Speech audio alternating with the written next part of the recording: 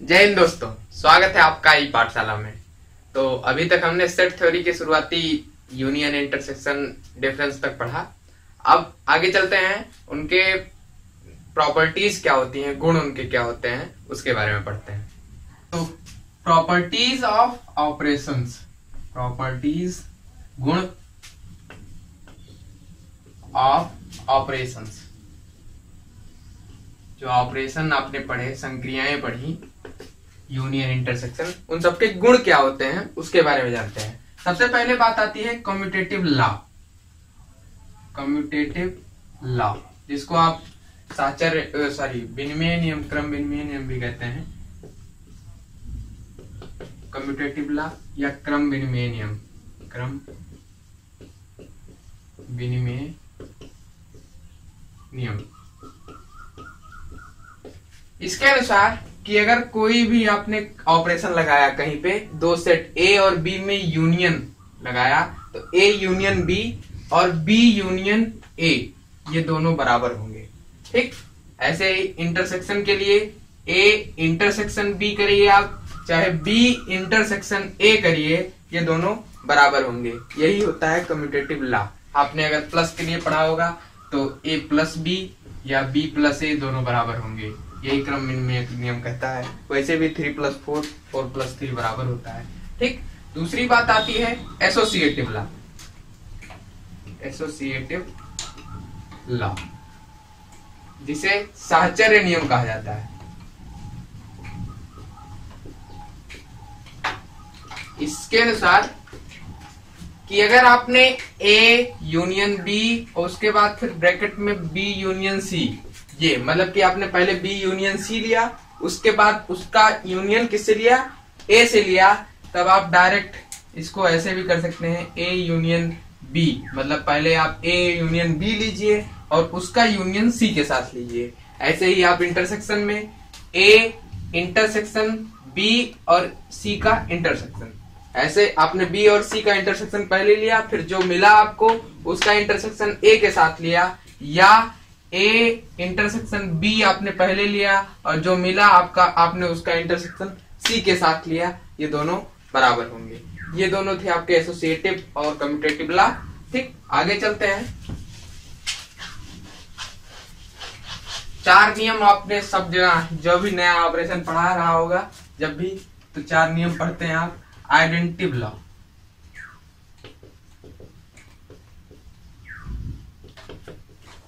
आइडेंटिव law कहता है कि आप अगर ये यूनिवर्सल सेट है, यू से जिसे रिप्रेजेंट करते हैं, उसका आपने यूनियन लिया ए के साथ, तो आप जानते होंगे कि यू, कुल मिला के यू तो सब कुछ है ही है, उसमें आप ए के एलिमेंट और मिलाना चाह रहे हैं, तो यू में तो सब कुछ है ना, ए के एलिमेंट मिलाने से कोई फर्क नहीं पड़ेगा।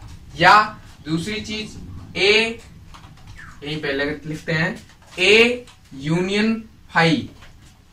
ए फाई मतलब कुछ नहीं, और मतलब ए में फाई कुछ नहीं जो है उसको आप मिला रहे हैं, तो ये भी बराबर ए के ही होगा। जब आपने कुछ नहीं मिलाया तो वो ए ही रह जाएगा।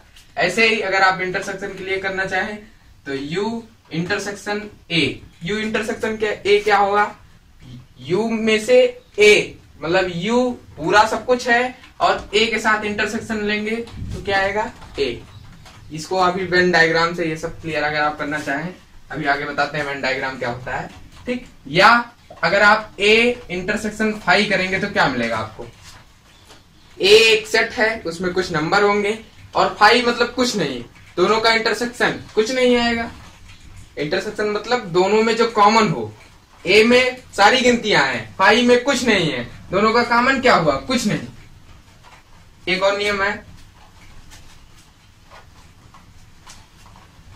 Idempotent law. ये क्या कहता है, इसके अनुसार कि अगर आप ए यूनियन ए करिए, आइडेम्पोटेंट लॉ के हिसाब से होता है ए यूनियन ए, ये ए के ही बराबर होगा। मतलब ए में ए मिलाएंगे, अगर कोई सेट आप ले लीजिए, ए बराबर 1 2 3 4, और उसका यूनियन फिर इसी के साथ लेंगे 1 2 3 4। तो ये क्या, इन दोनों का यूनियन, मतलब इन दोनों में जो गिनतियां हैं सबको एक बार लिखना है, तो फिर 1 2 3 4 ही आएगा। तो ये है आइडेम्पोटेंट। इन सबको भी आप ऐसे एग्जाम्पल से प्रूव कर सकते हैं। सारी गिनतियां हैं, उसमें आपने ए लिया, ए को अगर आप उसमें मिला रहे हैं तो फिर वही यूनियन ही तो आएगा, सारी गिनतियां यूनिवर्सल ही तो आएगा उसका। ठीक, अब चलते हैं और कुछ नियम है उनके बारे में जानते हैं।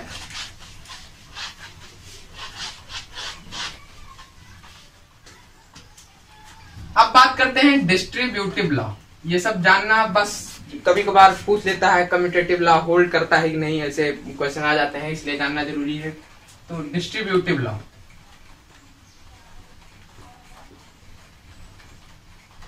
वितरण नियम जिसे आप कहते हैं,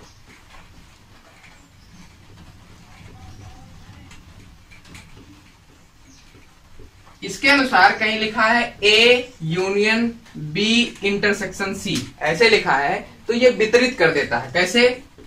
ए का यूनियन बी के साथ, ए का यूनियन बी के साथ कर सकते हैं, उसके बाद इंटरसेक्शन ए का यूनियन सी के साथ, ए का यूनियन सी के साथ। ये सेम वैसे ही करता है जैसे आपने लिखा हो 3 इंटू 4+3 या 4+6 कर दीजिए, तो क्या होगा, 3 का 4 के साथ गुणा, फिर प्लस का साइन 3 का 6 के साथ गुणा, ये हो गया आपका वितरण नियम। ऐसे ही आप इंटरसेक्शन के साथ कर सकते हैं, A intersection B union C, ये क्या होगा, ए का इंटरसेक्शन बी के साथ, ए का इंटरसेक्शन बी के साथ, फिर यूनियन ए का इंटरसेक्शन सी के साथ। ये है आपका डिस्ट्रीब्यूटिव लॉ। अब लास्ट और इम्पोर्टेंट, सबसे इम्पोर्टेंट कहा जाता है डी मॉर्गन्स लॉ, उसके बारे में बात करते हैं। डी मॉर्गन्स लॉ, ये एक गणितज्ञ थे, उनके लॉ के अनुसार सबसे पहला सबसे चर्चित जो होता है इनका नियम है वो ए यूनियन बी का अगर आपने कॉम्प्लीमेंट लिया डैश, तो ये होगा आपका ए डैश, यहाँ पे यूनियन होगा तो पलट जाएगा साइन, इंटरसेक्शन बी डैश। मतलब आप अगर दो सेट का यूनियन लीजिए उसके बाद कॉम्प्लीमेंट निकालिए, या कॉम्प्लीमेंट और मतलब दोनों सेट के कॉम्प्लीमेंट का इंटरसेक्शन ले लीजिए, तब भी बात बराबर ही रहेगी। ठीक, ऐसे ही दूसरा नियम है ए इंटरसेक्शन बी का कॉम्प्लीमेंट मतलब डैश, ये होगा ए डैश मतलब ए का कॉम्प्लीमेंट यूनियन, साइन बदल जाता है, यूनियन बी का कॉम्प्लीमेंट। ठीक, अब तीसरा इनका रूल जो है वो है ए माइनस बी डिफरेंस, और उसके साथ ही आपने इंटरसेक्शन लिया इसका ए माइनस सी के साथ, तो ये सेम अभी जैसे हमने डिस्ट्रीब्यूटिव लॉ तरीके से ये काम करता है। दोनों जगह से आप ए कॉमन ले सकते हैं, ए कॉमन ले लीजिए, माइनस में बचा क्या, बी इंटरसेक्शन बचा, सी बचा, लेकिन साइन पलट जाता है, बी यूनियन सी, ऐसे होता है। ठीक, और चौथा लॉ, लास्ट लॉ होता है ए माइनस बी, और यही आप यूनियन के लिए कर दीजिए ए माइनस सी। तो इसके हिसाब से फिर मान लीजिए आपने ए कॉमन ले लिया जैसे आप अलजेब्रा में करते हैं, ए कॉमन लिए, बचा क्या, बी और सी, माइनस साइन, ठीक, माइनस साइन लिख लिया आपने, बी और सी बचा, साथ में यूनियन बचा, तो आप यहाँ पे इंटरसेक्शन करेंगे। ये थे आपके लॉ, सबसे ज्यादा इंपॉर्टेंट आपका यही होता है डी मॉर्गन्स लॉ। ठीक, डिस्ट्रीब्यूटिव लॉ सब कुछ ये आपका पहले से पढ़ा पढ़ाया रहता है, इसलिए आपको जानकारी रहती है। जो कुछ नया रहता है वो डी मॉर्गन्स लॉ होता है। ठीक, अब हम लोग कुछ और रूल नियम कह सकते हैं, इंपॉर्टेंट फॉर्मूले हैं, उनको जानने से पहले वेन डायग्राम जानना जरूरी होता है, जिससे उनको समझना आसान होता है। तो सबसे पहले जानते हैं हम लोग वेन डायग्राम क्या होता है। वेन डायग्राम, वेन आरेख जिसे भी कहा जाता है, वेन डायग्राम सिंपली उसे कहा जाता है कि जो भी सेट थे आपके, जो भी रूल आपने लगाया, यूनियन, इंटरसेक्शन, ऑपरेशन जो भी किया, उन सबका ज्यामितीय निरूपण, उनका ज्योमेट्रिकल इंटरप्रिटेशन क्या कैसे दिखाया जाता है, उनका रिप्रेजेंटेशन, ज्योमेट्रिकल रिप्रेजेंटेशन कैसे होता है, वही कहलाता है आपका वेन डायग्राम। जैसे अगर आपने कहीं कोई दो सेट लिया, ए यूनियन बी, इन सब का हम दिखा देते हैं आपको, जो चारों आपके ऑपरेशन है उससे आपको क्लियर हो जाएगा वेन डायग्राम होता क्या है। तो ए यूनियन बी, ए कोई सेट रहा होगा, गिनती से लेके चलते हैं, आप अल्फाबेट ले सकते हैं, वस्तुएं ले सकते हैं, कुछ भी ले सकते हैं। तो हम बस समझते हैं ए यूनियन बी क्या होगा। आपने सब कुछ गिनती कहीं कोई रही होगी, सारी गिनतियां हैं, इसे यू से रिप्रेजेंट किया जाता है। यूनिवर्सल सेट जो है वो ये रहा होगा, उसमें से कोई छोटा सेट आपने ए बनाया, ठीक, और फिर कोई छोटा सेट बी बनाया और उन दोनों का यूनियन, आपने कहा उन दोनों का यूनियन, ये ए रहा होगा, ये बी रहा होगा। तो यूनियन आपका क्या हो गया, ए के भी सारे एलिमेंट और बी के भी सारे एलिमेंट, ये आपका क्या होगा, ए यूनियन बी होगा। ठीक, मतलब आपके ए के भी सारे एलिमेंट, बी के भी सारे एलिमेंट, ए यूनियन बी। ठीक, अब आप कहेंगे ये क्या है, ये जो बीच में है ये आप जान रहे हैं, जैसे कोई अगर रिपीट करता है तो उसको एक ही बार लेते हैं। अगर ए में भी वो गिनती है, बी में भी वो गिनती है, तो रिपीट कर रहा है, लेकिन 2 बार तो लिखते नहीं, एक ही बार लिखते हैं, इसलिए ये है। ठीक, अब आप ए इंटरसेक्शन बी, इसकी बात करिए। आपने फिर सेट लिया यूनिवर्सल यू, ठीक, ए इंटरसेक्शन बी, ये ए है, ये बी है। ए इंटरसेक्शन बी में क्या होता है, ऐसे एलिमेंट जो ए में भी हो और बी में भी हो। तो ये तो पूरा ए है आपका और ये पूरा बी है, तो आपको देख के लग रहा होगा ऐसे एलिमेंट जो ए में भी हो और बी में भी हो, ये इतना पार्ट जो है वो ए में भी है, ये देखिए ये, और बी में भी है ये, तो इसलिए ये है ए इंटरसेक्शन बी। ठीक, तीसरी बात करते हैं ए माइनस बी की।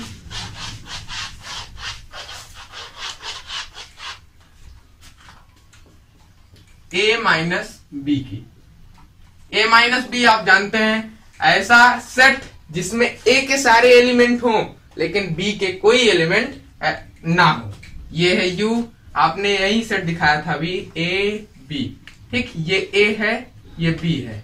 आप कह रहे हैं ए माइनस बी, और ए माइनस बी से आप ये निष्कर्ष निकालते हैं कि ए के सारे एलिमेंट तो हो लेकिन बी के एक भी एलिमेंट ना हो, मतलब अगर कोई कॉमन एलिमेंट है तो वो भी ना हो, क्योंकि वो बी में भी होगा।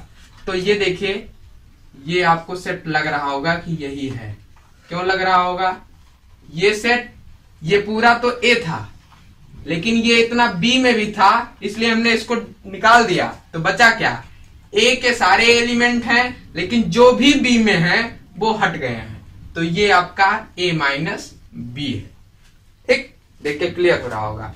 अब लास्ट ए डैश, जिसे यू माइनस ए से रिप्रेजेंट करते हैं, कॉम्प्लीमेंट वाला, ये पूरा आपका सेट यूनिवर्सल सेट है, यहां पर ए है।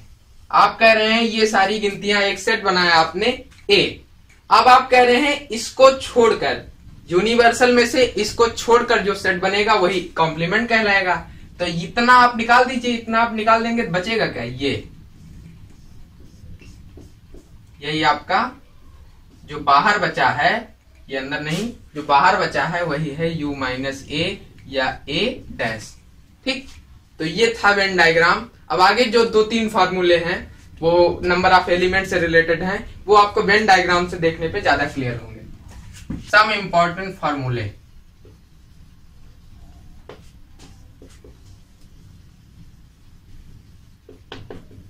सबसे पहले बात आती है number of element in A union B. ये क्या होगा, मतलब एलिमेंट अगर आपको पता हो कि ए में 10 गिनतियां हैं, बी में 10 गिनतियां हैं, तो ए यूनियन बी में कितनी गिनतियां हैं, आपको गिनतियां भी दी रही हो। तो ऐसे ऐसे फार्मूले, इन सबको पता करने के लिए एक फार्मूला होता है, नंबर ऑफ ए में कितने एलिमेंट हैं प्लस बी में कितने एलिमेंट हैं minus number of A intersection B. ठीक, कैसे समझेंगे आप समझिए, ये रहा होगा आपका ए यूनियन बी, इसमें कितने एलिमेंट हैं, नंबर ऑफ ए में कितने एलिमेंट हैं, ये मतलब ए यूनियन बी, ये पूरा रहा होगा। ठीक, इसमें कुल मिला के कितने एलिमेंट रहेंगे, जितने ए में भी हैं और जितने बी में भी हैं। लेकिन आपने जब ए और बी को गिना तो 2 बार आपने इस चीज को 2 बार गिन लिया, और ये क्या होता है, ये अभी आपने पीछे वेन डायग्राम से देखा था, ए इंटरसेक्शन बी, इसको आपने 2 बार गिन लिया तो आपका गलत हो जाएगा, इसलिए आपने 1 बार वाला माइनस कर दिया। ठीक, ये था वेन डायग्राम से आपने क्लियर कर दिया। दूसरा formula, number of A union B union C. अब आप 3 सेट की बात करिए, तो 3 सेट की बात करेंगे तो नंबर ऑफ ए होगा प्लस नंबर ऑफ बी होगा, इसको भी अभी आप वेन डायग्राम से क्लियर कर लेंगे, नंबर ऑफ सी होगा। अब आप अगर यहीं से फार्मूला बनाने की ही कोशिश करिए, ये होगा आपका ए सेट, ये रहा होगा बी सेट, और ये रहा होगा सी सेट, ए बी और सी। ठीक, आपके ए के सारे एलिमेंट आ गए, बी के सारे एलिमेंट आ गए, ए यूनियन बी, आपने 2 बार एक चीज को गिन लिया तो इसलिए number of A intersection B, ये आपने हटा दिया, 2 बार आपने इस चीज को गिना। ठीक, अब आप अगर ए और सी को लेंगे या बी और सी को लीजिए तो ये बी हो गया, ये सी हो गया, बी यूनियन सी, इसमें भी आपने बी और सी के जो इंटरसेक्शन वाला है 2 बार गिना तो इसलिए 1 बार माइनस कर देंगे, बी इंटरसेक्शन सी। अब आपने ए और सी जब लिया तो फिर 2 बार इसको फिर गिना है, इसलिए फिर इसको 1 बार माइनस करेंगे, तो A union C intersection C. ठीक, आपने एक बार इसके साथ इसको माइनस किया, फिर इसके साथ भी इसको माइनस किया, फिर मतलब कुल मिला के 3 बार इसको माइनस कर लिया, तो और 3 बार आपने जोड़ा था, 3 बार जोड़ा था, 3 बार माइनस कर दिया, मतलब ये वाला पार्ट जो है वो खत्म हो गया, जो तीनों का इंटरसेक्शन है। एक बार फिर से फिगर बनाते हैं, ये था आपका ए, ये बी और ये सी। अब आपने 3 बार ए बी और सी लिया था तो इंटरसेक्शन 3 बार हटाया। ठीक, यहां तक तो क्लियर था। जब आपने 3 बार लिया था, 3 बार हटा दिया, तो ये चीज जो आपकी है ये खत्म हो गई है, लेकिन इसको भी आपको रखना है ना, ये भी एलिमेंट होगा, तो A intersection B intersection C. ठीक, अब एक और फॉर्मूला है, 3rd नंबर,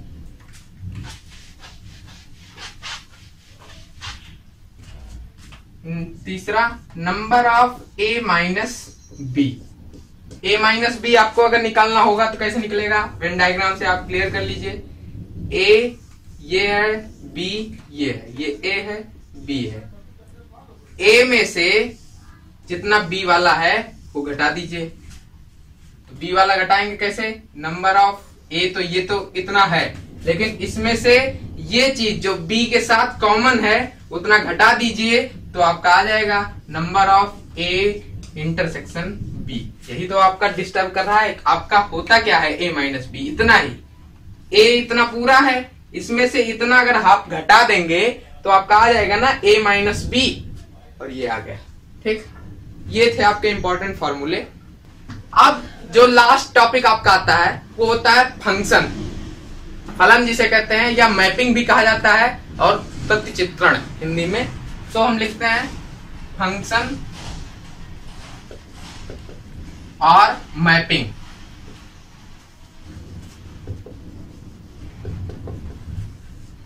फलन हिंदी में फलन फंक्शन का मतलब होता है, या मैपिंग का मतलब होता है प्रतिचित्रण, दोनों सेम होते हैं। अब इसका मतलब क्या होता है, फंक्शन फलन, फलन होता है कि मान लीजिए आपने 2 सेट कहीं रखे थे, ए 2 सेट सेलेक्ट किए, ए और बी, तो फलन मैपिंग ये सब क्या होते हैं कि इसमें जैसे एलिमेंट रहे होंगे, ये एलिमेंट, ये कुछ, और इसमें भी कुछ रहे होंगे, तो इसमें से इसके एलिमेंट का इसके एलिमेंट से जो भी कुछ अगर कुछ संबंध आपने स्थापित कर ले गए आप, ए के एलिमेंट का बी के एलिमेंट से कोई संबंध एफ आपने स्थापित कर दिया, तो वही इन दोनों का फंक्शन हो गया। ठीक, संबंध स्थापित किया तो रिलेशन होना चाहिए, और रिलेशन आपने अगर सारे एलिमेंट का, ए के सारे एलिमेंट का बी के एलिमेंट से रिलेशन करवा दिया, तो यही कहलाता है फंक्शन। रिलेशन और फंक्शन में सिर्फ इतना डिफरेंस होता है कि रिलेशन में ये जरूरी नहीं कि आपके ए के सारे एलिमेंट बी में संबंध स्थापित करें, लेकिन फंक्शन, जब बात फंक्शन की आती है तो ए के सारे एलिमेंट का बी में रिलेशन होता है। ठीक, अब कुछ और बातें होती हैं। इसे ए जो आपका होता है, जिसके एलिमेंट का आप रिलेशन दूसरे सेट के एलिमेंट से निकाल रहे हैं, उसे डोमेन कहा जाता है। इसे डोमेन कहते हैं। ठीक, और इसको कोडोमेन कहते हैं। हिंदी में बात करें तो इसे प्रांत कहते हैं और इसको सह प्रांत बोलते हैं। इसको परास भी बोलते हैं, रेंज भी बोलते हैं, रेंज या परास। ठीक, अब जो इसके एलिमेंट होते हैं, ए के एलिमेंट जो होते हैं उन्हें प्री इमेज कहा जाता है, प्री इमेज, और बी के जो एलिमेंट होते हैं उन्हें इमेज कहा जाता है। ठीक, इतना आपको क्लियर हो जाना चाहिए। ये सब छोटी छोटी टर्म है, इनको आपको याद रखना है। ए डोमेन कहलाता है, प्रांत कहलाता है, बी कोडोमेन कहलाता है या रेंज भी कहलाता है। ठीक, इसके एलिमेंट को प्री इमेज कहते हैं और बी के एलिमेंट को इमेज कहते हैं। अब जो आपने फंक्शन स्थापित कर दिया उसको लिखेंगे कैसे कि एक फंक्शन है f, जिसको आपने परिभाषित किया कहां से, a से b में, ये इसका सिंबल हुआ f such that a to b, ऐसे पढ़ते हैं। एक फंक्शन f जिसका संबंध आपने a के एलिमेंट का संबंध b के एलिमेंट के साथ दिखाया, इसको ऐसे भी लिखते हैं a to b ऊपर f। ठीक, ये था फंक्शन का बेसिक। अब बात आती है कि इसके फंक्शन के प्रकार की, जो कि आप में फंक्शन के प्रकार तक ही आपके में है। ठीक, तो पढ़ते हैं। टाइप्स ऑफ फंक्शन में सबसे पहली बात आती है इनटू फंक्शंस की। इनटू फंक्शन या हिंदी की होती है अंतःक्षेपी फलन। इसके हिसाब से कहा जाता है कि आपने मैपिंग अभी बताई कि कोई सेट ए का कोई किसी सेट बी से संबंध, यही होती है मैपिंग। तो इनटू फंक्शन में ऐसी मैपिंग आती है, इनटू मैपिंग में ऐसी मैपिंग आती है जिसमें बी में, जैसे सारे एलिमेंट का बी के में कोई कम से कम एक एलिमेंट ऐसा होगा, एटलीस्ट वन एलिमेंट ऐसा होगा कि जिसका ए के साथ संबंध ना हो। मतलब इधर भी कुछ एलिमेंट रहे होंगे ऐसे ऐसे ऐसे ऐसे, ये मान लीजिए। ठीक, तो कोई एक ऐसा एलिमेंट इसमें मिनिमम एक से ज्यादा हो सकता है, मिनिमम एक एलिमेंट बी में ऐसा होगा जिसका ए के साथ संबंध ना हो, तो ऐसे में वो क्या कहलाता है, इनटू फंक्शन कहलाता है। ठीक, अब ऑन-टू की बात करते हैं।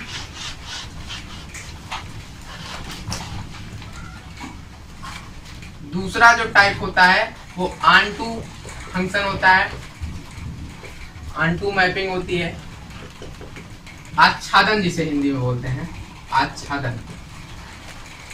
इसके हिसाब से वही जो एक बच जा रहा था नहीं बचेगा, ए बी ये दोनों हैं।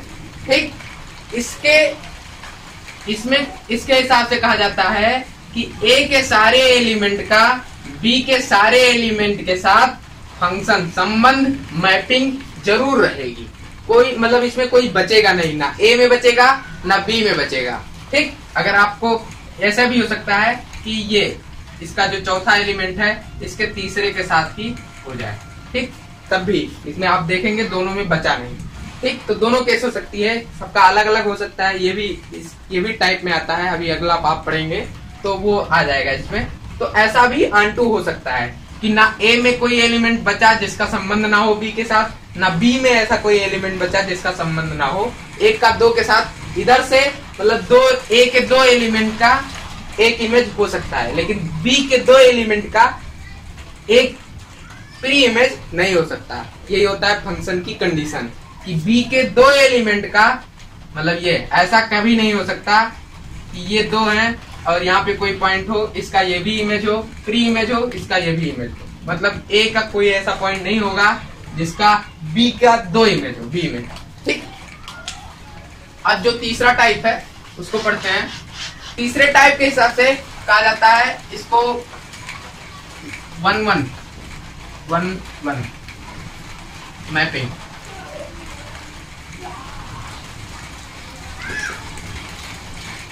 वन मैपिंग के हिसाब से ये कहा जाता है कि वही जो अभी पिछला हमने पढ़ा, ए ये सेट था, ये बी सेट था। ठीक, तो ए के सारे एलिमेंट का 1-1 मतलब एक ही, इसकी हिंदी होती है एक ही। ठीक, ए के सारे एलिमेंट का बी के सारे एलिमेंट से एक रिलेशन होगा, मतलब अलग अलग होगा। कुल मिला के जितने ए में होंगे उतने ही बी में होंगे। ये इसमें किसी में दो का चक्कर नहीं रहेगा, जैसे हमने पिछले में बताया था। ठीक, सबका अलग अलग रहेगा, सबकी मैपिंग अलग अलग, सबका संबंध अलग अलग रहेगा। तो ये 1-1 मैपिंग कहलाएगी। इसमें न बचेगा कोई। ठीक, अगर बच गया, अगर मान लीजिए बच गया तो ये 1-1, और बचने वाले को क्या कहते हैं, इनटू, तो ये फंक्शन 1-1 इनटू कहलाएगा। अगर नहीं बचा तो ये 1-1 ऑन-टू कहलाएगा। ऐसे होते हैं फंक्शन के नाम। ठीक, आप समझ जाएंगे। अब लास्ट वाला पढ़ लीजिए, इसके मेनी वन जिसे कहा जाता है, बहु एक ही, मेनी वन मैपिंग। फिर वही ऑन-टू की तरीके समझेंगे। ए कोई सेट था आपका, बी कोई सेट था आपका। इसके हिसाब से ए के किसी 2 एलिमेंट की एक इमेज हो सकती है। अगर ऐसा कहीं केस आए, ए के किसी 2 एलिमेंट की एक इमेज हो जाए, जैसे मान लीजिए इसकी भी इमेज यही हो गई और इसकी भी इमेज यही हो गई। ठीक, तो आपने देखा कि बी के जो ए के जो एलिमेंट है उसमें कई एलिमेंट ऐसे हैं जिनकी एक ही इमेज है। ठीक, ये होता है मेनी वन मैपिंग। हमने आपको पहले ही बता दिया। ऐसा केस अगर आपके दिमाग में आए कि एक के एलिमेंट के 2 इमेज हों, तो ये फंक्शन में नहीं होता है। फंक्शन की शर्त ही यही होती है कि 2 इमेज किसी भी एलिमेंट की नहीं होगी। ठीक, 2 प्री इमेज हो सकती है, इधर वाले को प्री इमेज बोलते हैं ना। तो बी इमेज जो है, ये इमेज की 2 प्री इमेज हो सकती है, लेकिन प्री इमेज की 2 इमेज नहीं हो सकती है, यही शर्त होती है।